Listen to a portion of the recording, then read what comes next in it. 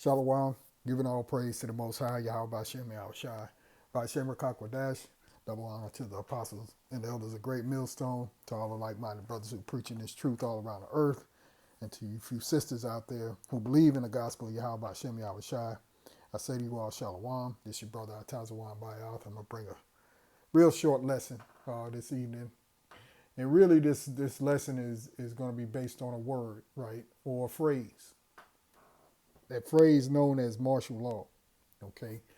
Because as it stands here in Babylon the Great, this place is immensely divided, okay? And of course, mainstream media is not going to tell you anything near the truth, all right? What you see in front of you is a picture of American troops.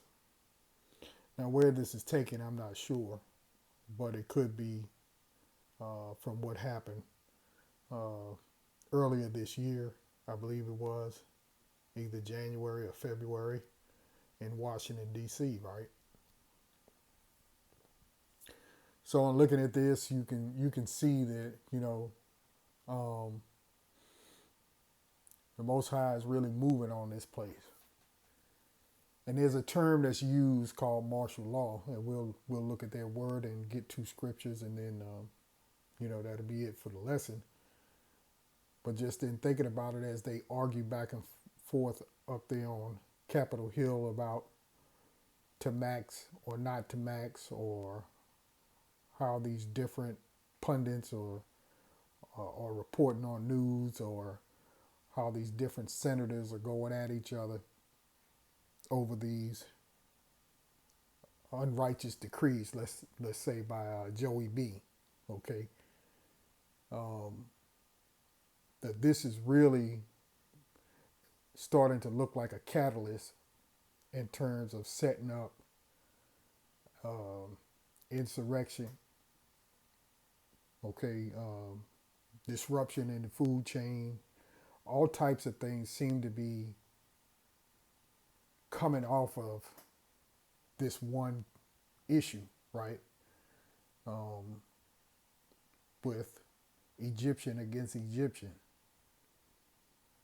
And we'll get into the definition of what martial law is, okay?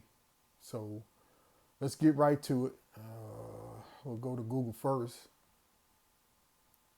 And we'll read this simple definition right there. It says martial law, the suspension of normal civil law and its replacement by strict military control, often declared during times of what? Civil unrest. And here you see some images that they use for the definition of martial law. Okay. And we'll play Google's definition. Martial law. Martial law. And it says a noun, military government involving the suspension of ordinary law. Okay. Acronyms and slang, it says martial law means the suspension of normal civil law and its replacement by strict military control, often declared during times of civil unrest, which we read that. Okay. So with as many people in the military who are refusing to take this poke, there are many who are getting out, who are being put out. There are many law enforcement agencies who are reporting that many of their officers are refusing to take the poke, which is causing major problems for Babylon the Great. Okay? And these are things that we talk about on a weekly basis. For those out there who are listening and learning, Keep your eye on the news.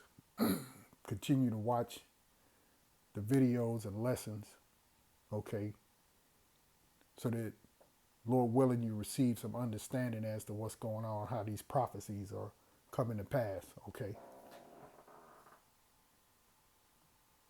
This is Isaiah chapter 19, verse 1. The burden of Egypt, behold, the Lord Yahweh by Shem Yahushai rideth upon a swift cloud, and shall come into Egypt, and the idols of Egypt shall be moved at his presence, and the heart of Egypt shall melt in the midst of it.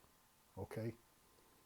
Now we know that this is a prophecy, okay, in Isaiah, because the children of Israel were already rescued from Egypt once before. So this is going into future.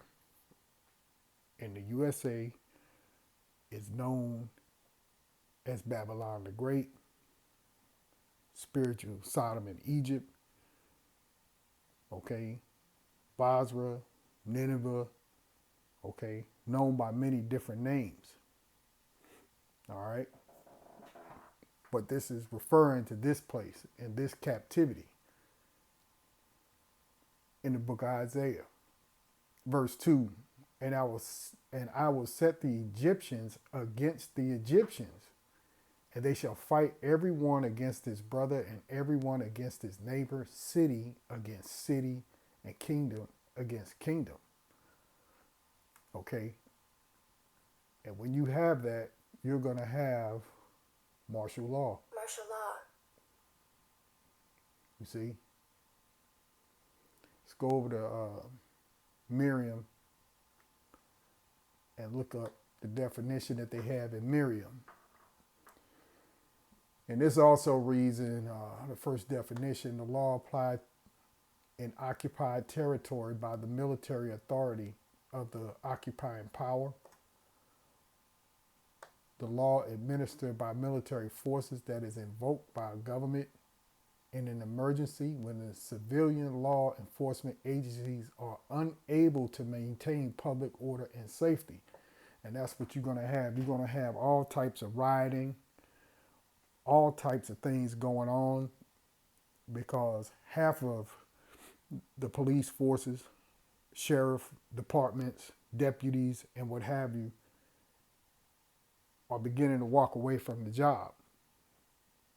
Okay, so they're going to have to bring in the military, starting with, more than likely in most states, the National Guard, in which I believe you have the National Guard working in the hospitals in New York now.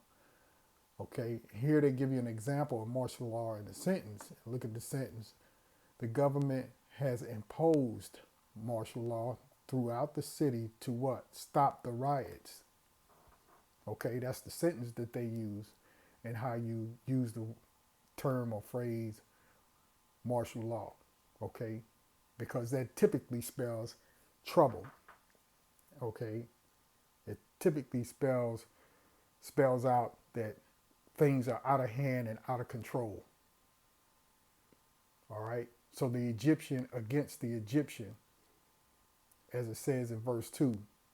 All right. I'll read it again. And it reads, Isaiah 19:2. And I will set the Egyptian against the Egyptians, and they shall fight everyone against his brother and everyone against his neighbor, city against city, and kingdom against kingdom. And the spirit of Egypt shall fail in the midst thereof, and I will destroy the counsel thereof. Right?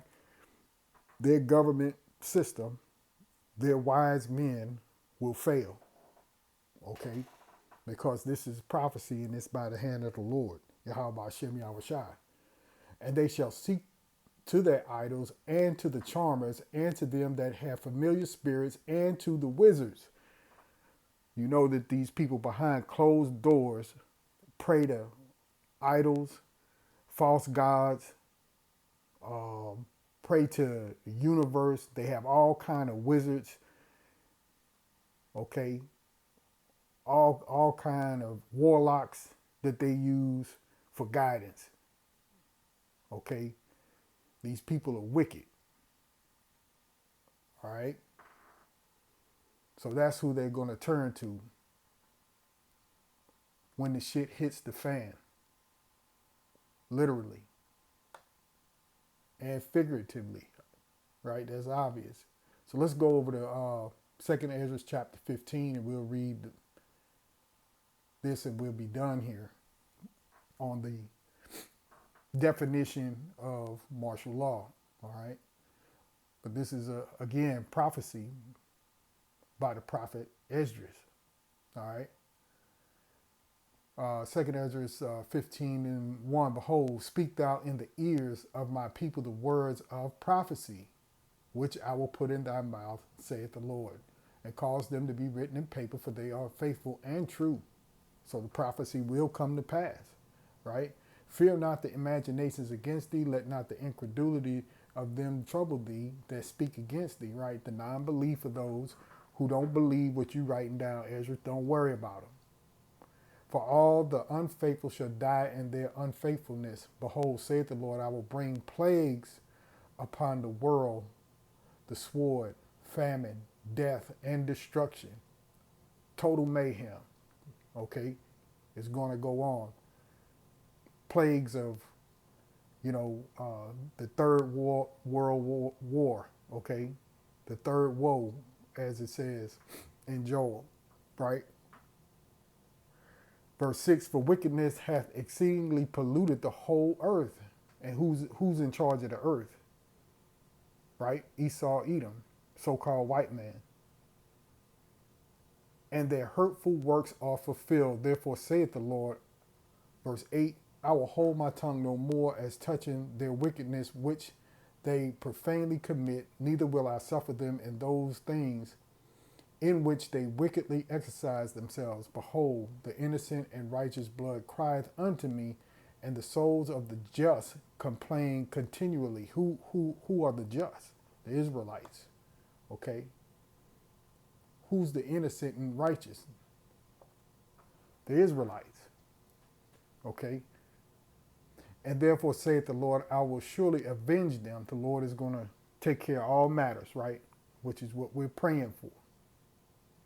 Okay, that we make it through, all right? Those who have repented, you so-called Negroes, Latinos, and Native Americans, you are the Israelites, okay? Though only a small remnant will return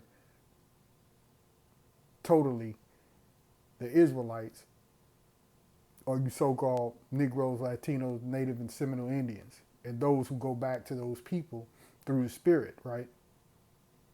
The seed of Jacob.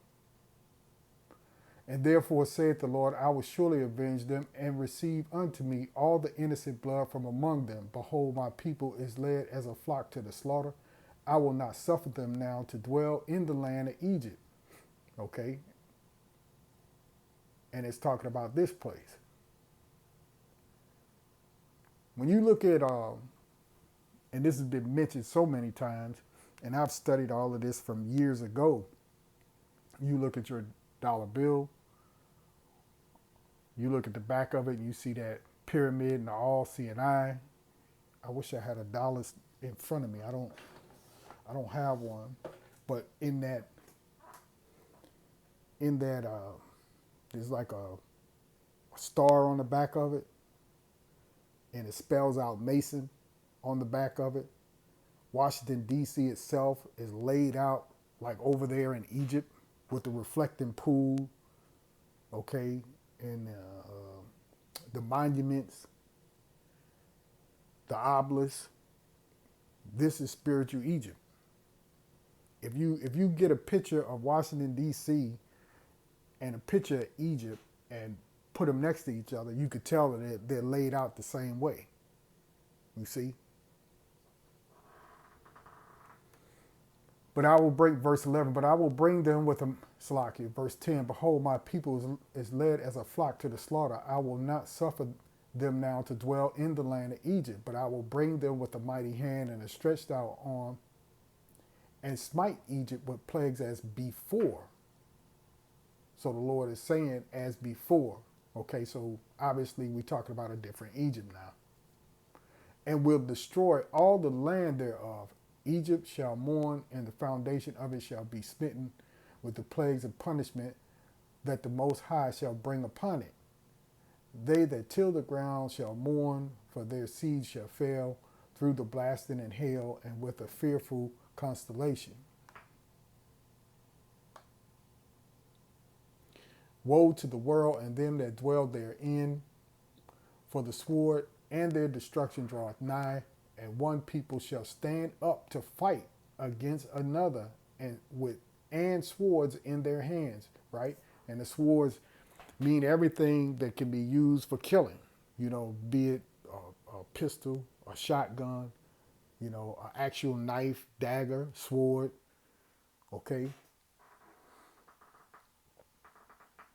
Going on for the woe, go back to verse 14. Woe to the world and them that dwell in, for the sword and their destruction draweth nigh, and one people shall stand up to fight against another, and swords in their hands. For there shall be sedition among men, and invading one another. They shall not regard their kings nor princes, and the course of their actions shall stand in their power. You see? So men are going to fight against each other, okay? Meaning it's just going to be total chaos, all right? People are going to be breaking in houses, knocking people over the head, killing people, all right?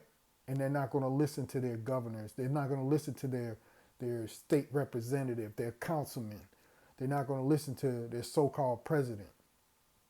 Verse 17, a man shall desire to go into a city and shall not be able. Martial law, right?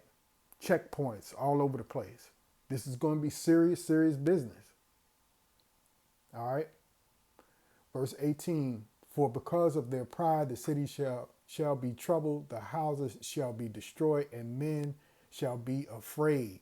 A man shall have no pity upon his neighbor, but shall destroy their houses with the sword and spoil their goods, right? Breaking in, taking whatever you have, because of the lack of bread and for great tribulation. You see that? So as we look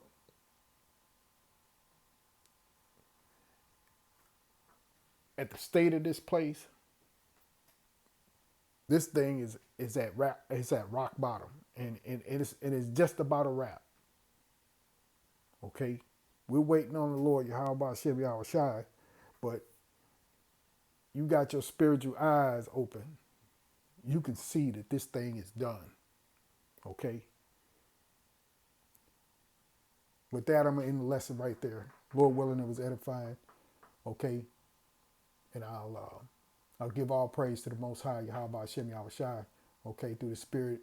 I was encouraged, to do this little lesson, as we keep up with the things that are going on in the news on a daily basis. All right. And we see the bickering that's going on back and forth, and particularly taking the poke it seems to be the catalyst for everything else to jump off. All right. With that, I'm going to say shalom.